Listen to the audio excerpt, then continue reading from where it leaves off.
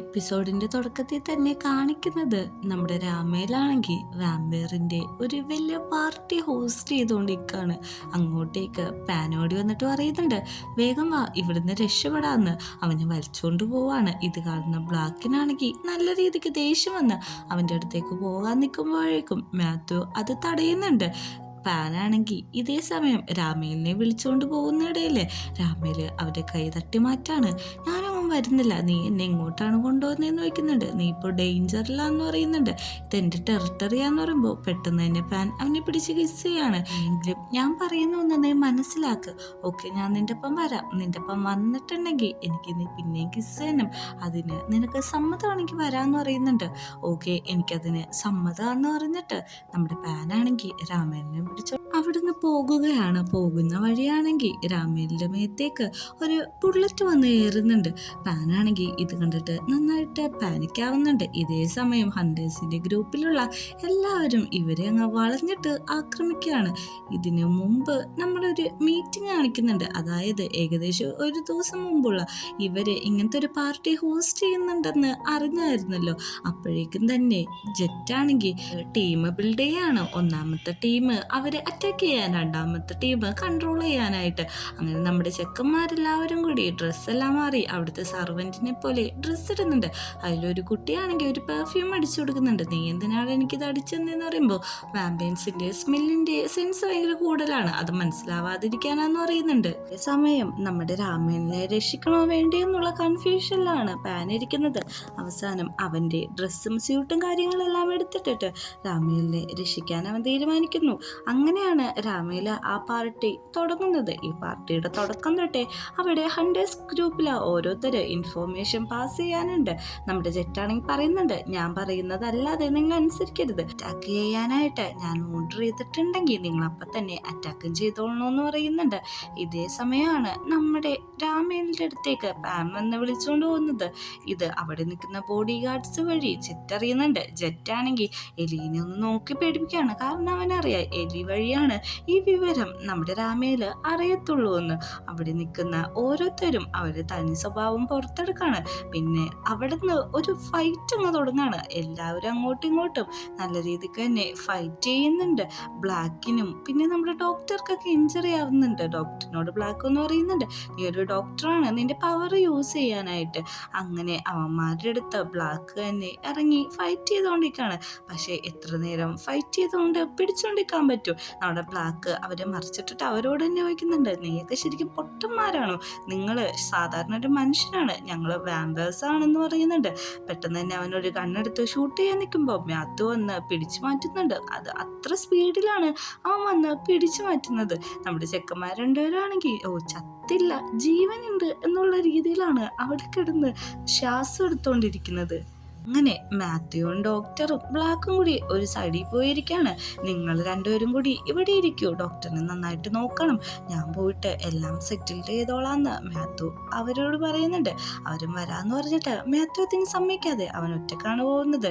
ഈ സമയം നമ്മുടെ പാനും അമ്മയിലും ഒളിച്ചിരിക്കുന്ന സ്ഥലത്തേക്കും ആ ഹണ്ടേഴ്സ് വരുന്നുണ്ട്.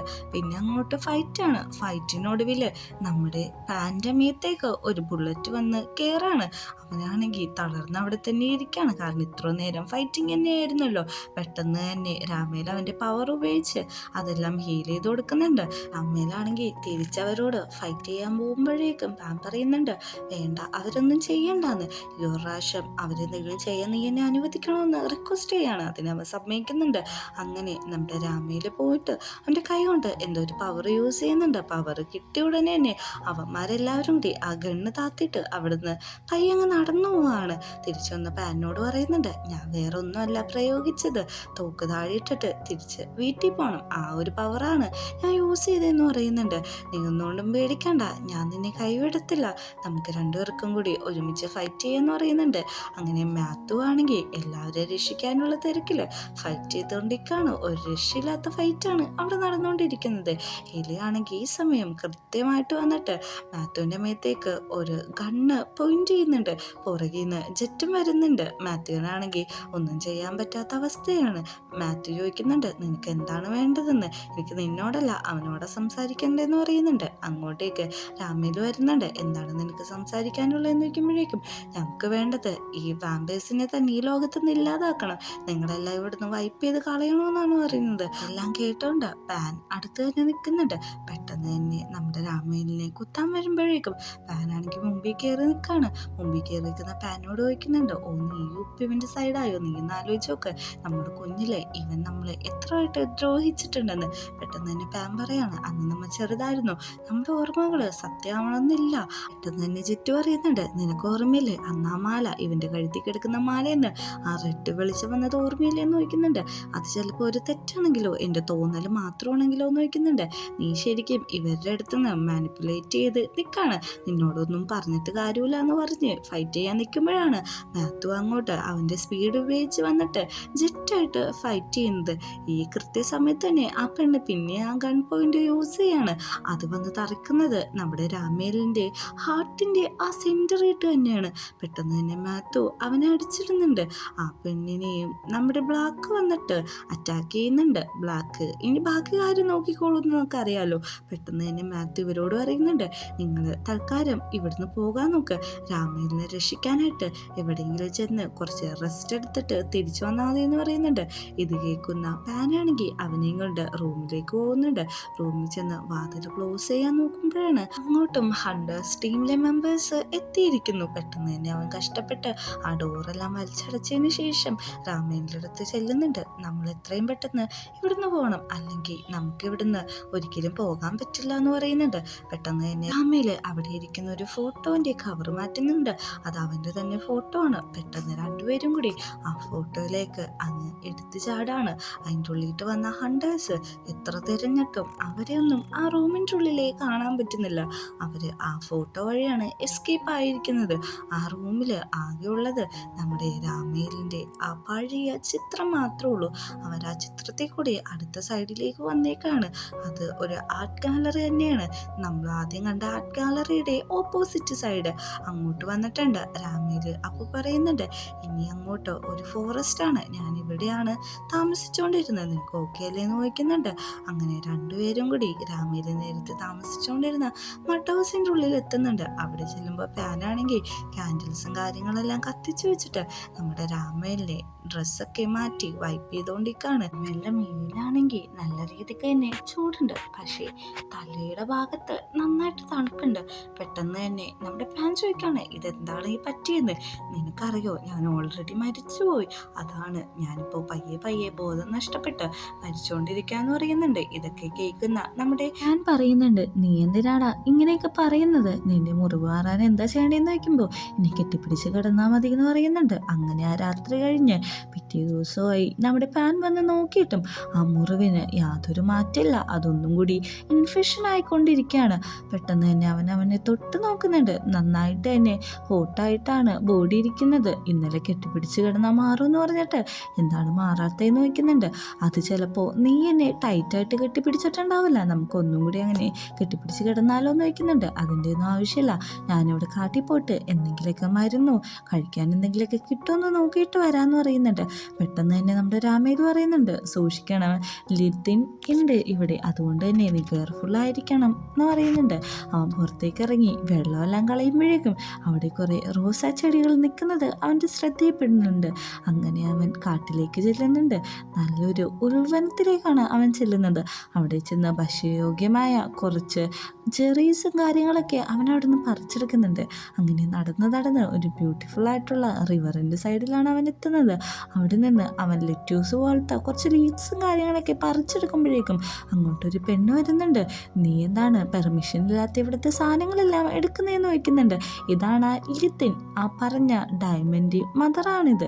അതുമാത്രമല്ല നീ അവസാനം ഇങ്ങോട്ട് വന്നൂലേ എന്ന് വയ്ക്കുന്നുണ്ട്. നിങ്ങളുടെ പാസ്റ്റും ഫ്യൂച്ചറൊക്കെ എനിക്ക് കാണാൻ പറ്റും, അതുകൊണ്ട് തന്നെ നീ ഇങ്ങോട്ട് വരുമെന്ന് എനിക്ക് ഉറപ്പുണ്ടായിരുന്നു. പിന്നെ രാമേലിനെ ഞാനാണ് ഒന്നിപ്പിച്ചത്, ഞാനാണ് അവന് വേണ്ടിയിട്ട് നിന്റെ ബ്ലഡായിട്ട് കണക്ട് കണക്ട് ചെയ്തത്. അതുമാത്രമല്ല അവൻ്റെ ഇപ്പോഴത്തെ അസുഖം മാറാൻ വേണ്ടിയിട്ട് നിന്റെ ബ്ലഡ് തന്നെയാണ് യൂസ് ചെയ്യേണ്ടതെന്നുള്ള സകല കാര്യങ്ങളും അവൾ പറഞ്ഞു കൊടുക്കുകയാണ്.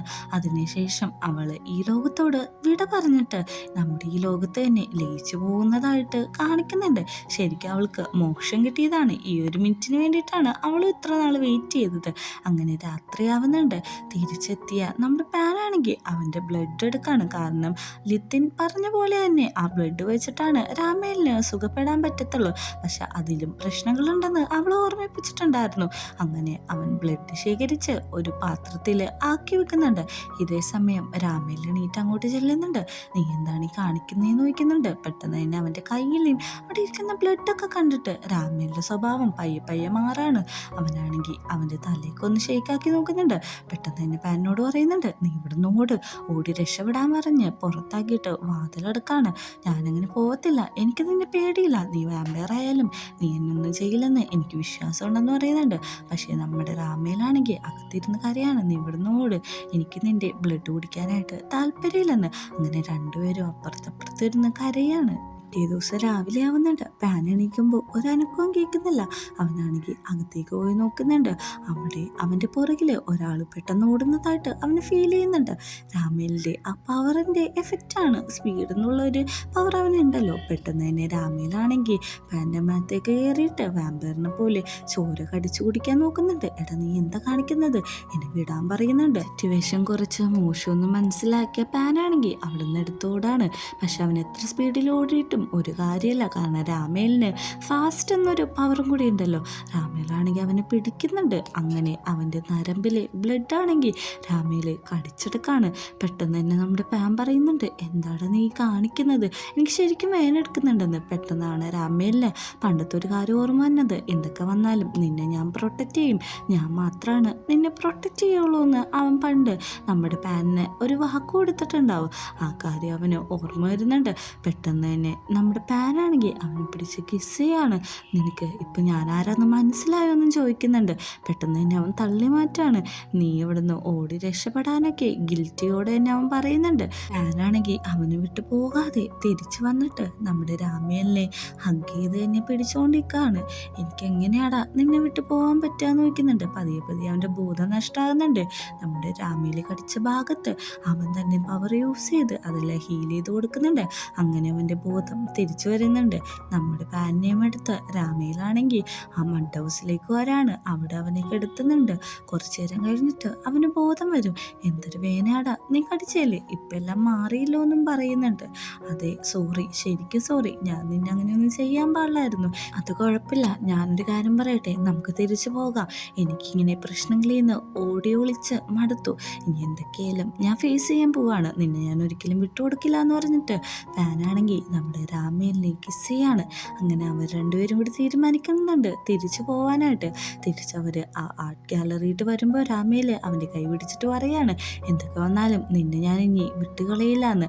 അങ്ങനെ രണ്ടുപേരും ആ ക്യാൻവാസിൻ്റെ ഉള്ളിൽ കൂടി പുറത്തേക്ക് വരാനായിട്ട് തുടങ്ങാണ്.